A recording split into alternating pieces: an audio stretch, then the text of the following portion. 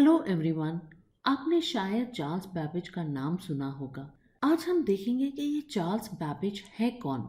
इन्हें father of computer भी कहा जाता है, पर इनकी लाइफ किसी फिल्म स्टोरी से कम नहीं है। और आप देखेंगे कि 200 साल पहले इनकी लाइफ के चैलेंजेस कुछ आजकल के चैलेंजेस जैसे ही थे। तो यह एक जीनियस मैथमेटिशियन और इन्वेंटर थे, जिनका जन्म 1791 में लंदन की एक अमीर फैमिली में हुआ था। ये बचपन में काफ़ी बीमार रहते थे, इसलिए इनकी पढ़ाई ज़्यादातर घर में ही ट्यूशन्स लेकर के हुई। मैथ्स इन्हें इतना पसंद था कि किताबें लेकर के खुद को पढ़ाते रहते थे। 1812 में इन्होंने कैम्ब्रिज यूनिवर्सिटी में दाखिला लिया। कॉलेज में सबको लगता था कि बैबेज ज़रूर फर्स्ट आएंगे और ऑनर्स से पास होंगे, पर बैबेज में बड़ा ईगो था और थोड़े ज़िद्दी किस्म के भी थे। तो कुछ ऐसा हुआ कि उन्होंने मजाक में लिया टीचर से पंगा, तो ऑनर्स तो दूर की बात है, उन्हें बगैर एग्ज़ाम दिए सादी डिग्री दे दी गई।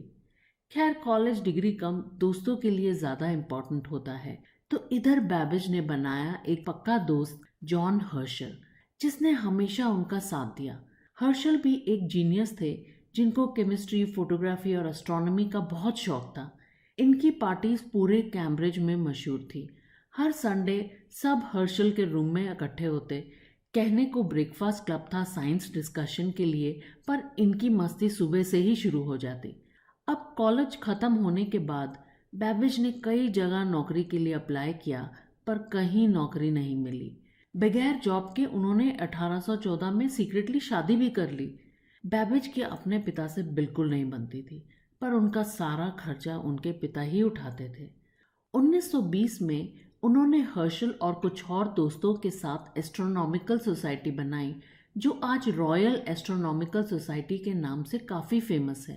उस वक्त एस्ट्रोनॉमी से लेकर के समुद्री यात्राओं सभी को काफ़ी कॉम्प्लेक्स कैलकुलेशंस लगती थी, जो मैनुअली करने के कारण बहुत बार गलत हो जाती थी। इसे सॉल्व करने के लिए बैबेज ने डिफरेंशियल इंजन का डिज़ाइन किया, जो यह सब एडवांस्ड कैलकुलेशन कर सके। अब बैबेज तो पैसे के लिए पूरी तरह से अपने पिता पर डिपेंडेंट थे, तो इसे बनाने के लिए हर्शल और उसके साथियों ने बैबेज को गवर्नमेंट से ग्रांट दिलाने में मदद करी। पर जैसा ज़्यादातर प्रोजेक्ट में होता है, यह प्रोजेक्ट काफ़ी ओवर बजट गया और अगले 7 साल में यह प्रोजेक्ट इतना पैसा खा गया कि उससे एक वॉरशिप बन सकती थी। अब 1827 में बैबेज की लाइफ में एक बड़ी ट्रेजेडी हुई। उस एक साल में उसके पिता, बीवी और 2 बच्चे गुजर गए। अपने पिता के इनहेरिटेंस से अब वो बहुत अमीर हो गए, पर अब फैमिली ही नहीं रही। इस हादसे से वे बहुत डिप्रेस हो गए और एक पर्सनैलिटी चेंज सा आ गया उनमें। हर चीज़ पे लड़ पड़ते। ऐसे मौके पे हर्षल ने फिर उनका साथ दिया।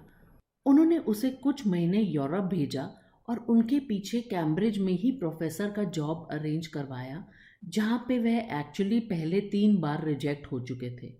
अब इस वजह से वह 1 साल डिफरेंशियल इंजन पे काम भी नहीं कर सके। तो जब वह यूरोप से वापस आए, तो उनका इंजीनियर उनके डिज़ाइन और पार्ट्स को हड़प के बैठ गया। हर्शल की मदद से बैबेज को अपने डिज़ाइन वापस मिले, पर तब तक वह इसमें इंटरेस्ट खो चुके थे और उन्होंने इससे भी एडवांस्ड एनालिटिकल इंजन का डिज़ाइन किया। इस एनालिटिकल इंजन में CPU, memory card, input, printer सब था।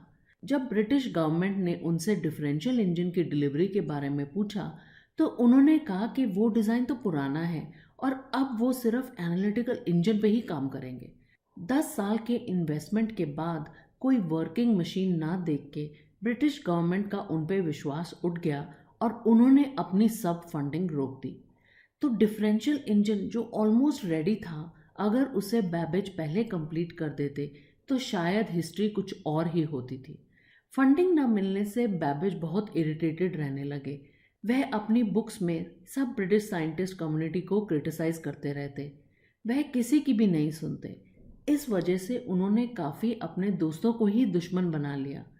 इस समय उनकी ज़िंदगी में एडा लवलेस आई। जो डिज़ाइन किसी को समझ नहीं आया, वो एडा को पोइट्री की तरह लगा। उसने बैबेज की अब्रॉड से फंडिंग में मदद करने की सोची और उन्होंने एनालिटिकल इंजन का पहला प्रोग्रामिंग कोड लिखा। अनफॉर्चुनेटली बैबेज उनसे भी लड़ पड़े और कुछ समय बाद एडा कैंसर के कारण चल बसी। इस चक्कर में कैम्ब्रिज की नौकरी में उन्होंने एक लेक्चर तक नहीं दिया। आखिरकार उन्हें वह भी छोड़नी पड़ी। उन्होंने पॉलिटिक्स भी ज्वाइन करने की सोची, पर दोनों बार हार गए। फिर उन्होंने डिफरेंशियल इंजन 2 का डिज़ाइन तैयार किया, जो कम पैसे में बन सकता था, पर बदकिस्मती से इसके लिए भी फंडिंग नहीं मिली। फिर उन्होंने अपना इंटरेस्ट दूसरी जगह पे लगाया, जैसे कि cryptography, ophthalmoscope, dynamometer car, cow catcher आदि। ये सब उनकी इन्वेंशंस थी, पर उन्होंने अपनी रिसर्च को कहीं पब्लिश नहीं किया, इसलिए बैबेज इनका भी क्रेडिट नहीं ले पाए। उनकी प्रोफेशनल लाइफ में चाहे कुछ भी चल रहा हो, पर वह अब भी हर पार्टी के जान थे। वह अपने घर में हर हफ्ते पार्टी दिया करते और लोगों को अपने किस्से और डिफरेंशियल इंजन के एक छोटे से मॉडल का डेमो दिखा करके एंटरटेन करते। बुढ़े हो जाने के कारण थोड़े सनकी भी हो गए थे। कभी सड़क पे बाजा बजाने वालों के अगेंस्ट या कभी टायर से खेलने वाले बच्चों के अगेंस्ट कंप्लेन करते रहते। 1871 में बैबेज चल बसे।